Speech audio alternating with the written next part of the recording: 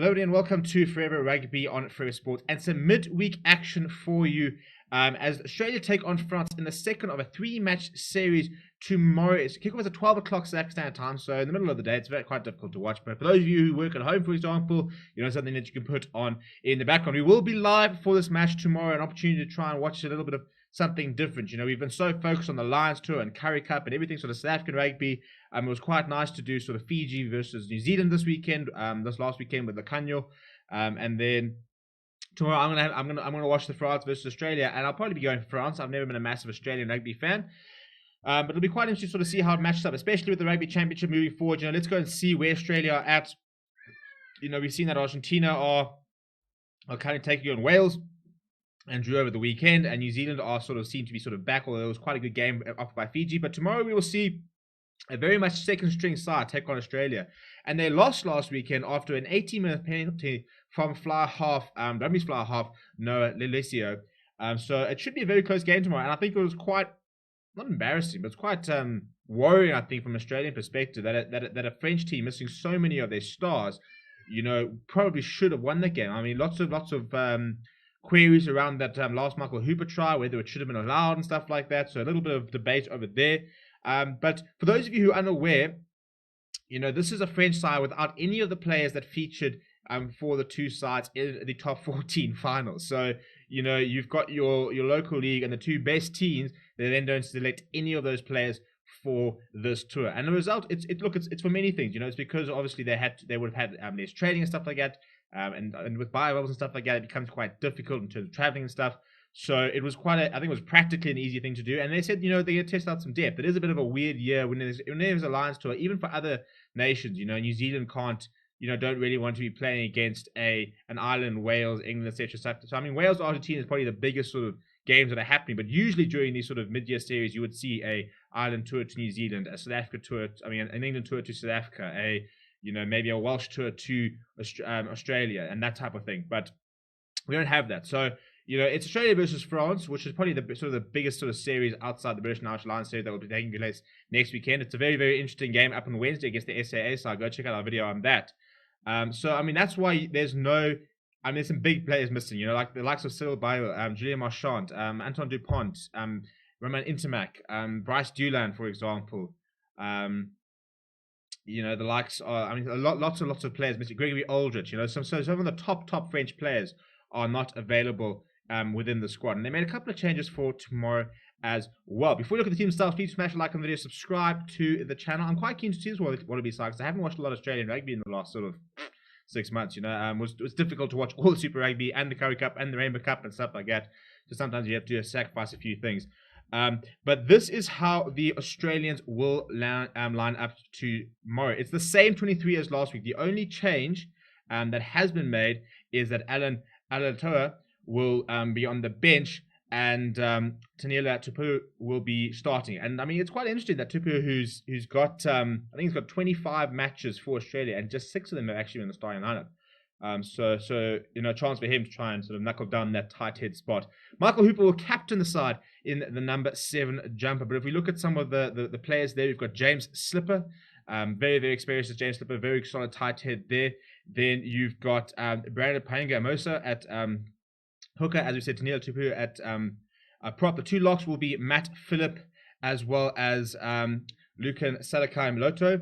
Rob Valentini, Michael Hooper, and Harry Wilson is the loose trio for Australia. The halfback combination will be Jack Gordon and Noah Lelesio, who kicked the penalty. A lot of calls for the number 9, Jake Gordon, to be dropped, actually. A lot of people wanting to see McDermott start, but Australia coach Rennie was saying that he likes the idea of the finishers. He's very, very cognizant of the fact of you need to be able to bring on some of your best players as well. And I think it's been quite an interesting shift. But since 2019, with the development of the bomb squad, more and more coaches are sort of going that route of, it's an 80-minute game, and we can sort of hold back our best players and then release them onto a side which has got 50 minutes of rugby into their legs, a little bit tired, and suddenly you can bring on players you can make a big difference. So I think that bomb squad for the Springboks is going to sort of have a lot of changes and repercussions in terms of what we're going to see moving forward in terms of the way that teams might be used. The 2 wings tomorrow for Australia will be Tom Wright and Marikai Koroibete. We know exactly Koroibete is very, very physical, very strong runner. Matuma at inside centre tomorrow, and he's got Hunter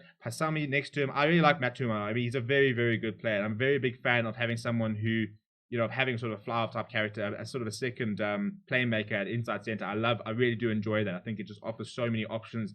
It helps getting your wings into play, which when you've got wings like Korobeti, you want him to get on the ball as much as possible. Tom Banks will be the fullback tomorrow.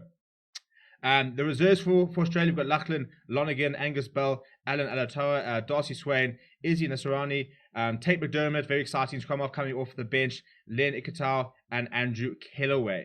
So it's a strong Australia side. I mean, as I said, Rennie was saying that Dave Rennie, the Australian coach, was saying that he's picked the strongest Australian squad he's got available. This is what he believes is the strongest Australian squad that he's got available to him at the moment. No James O'Connor, for example, for injury and stuff like that. And I think Australia are very much in a building phase as they sort of prepare for the 2023 World Cup.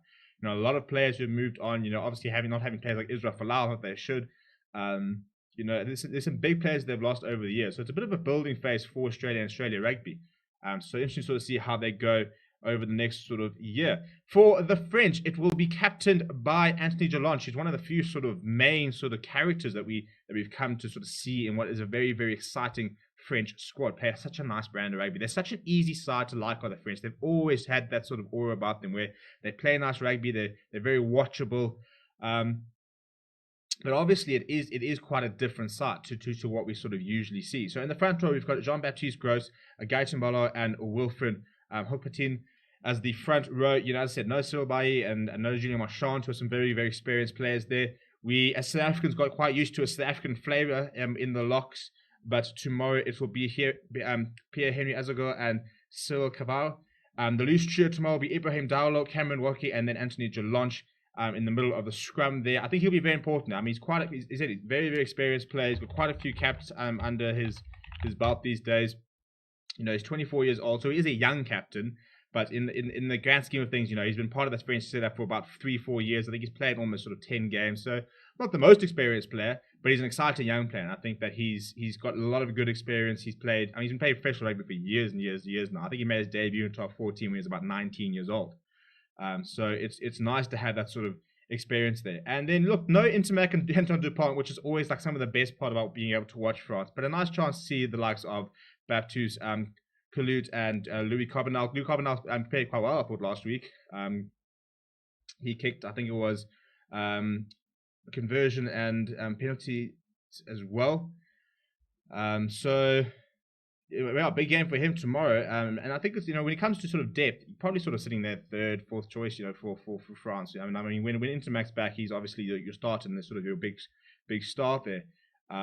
But he's a decent player. And then your wings tomorrow for France are Gavin Villiers and Damien Pinot. Pinot's obviously a very good finisher. We know about him. He's been electric, and he's another player. He's such an exciting player. 25, I say, sort of the average age of this French squad is often sort of in mid-20s.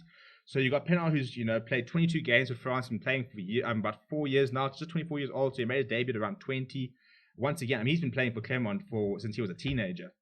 And still sort of making waves there. Your centre combination tomorrow is Jonathan Dainty and Arthur Vincent. Now, Arthur Vincent we know a lot about. Arthur Vincent, that is a proper outside centre. So it's good to see that they've got a bit of sort of regularity there. He's just 21 years old.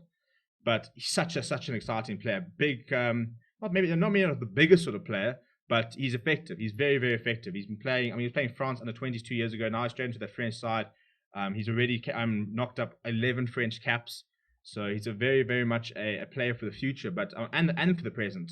And then Malvat Jaminet is the fullback for tomorrow. Off the bench, we're going to see Anthony Itrolat, Enzo Foleta, Demba Bamba, Kylian Garashi, Romain Tofafano, Seko Makalau, Teddy Urbiran, and Anthony Boutier. Boutier also clicking a penalty last week as well. So it's an interesting side. I'm very keen to see how they go. It's a very good test of sort of the French depth. And if they can go and beat Australia, which I think they should have done last week, they should have beaten Australia.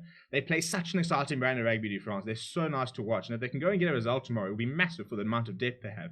I think this French side are going to be very, very big dark horses for the 2023 World Cup. In fact, if they continue developing like they are now, they might not even be considered dark horses because they might just be ready to have a go.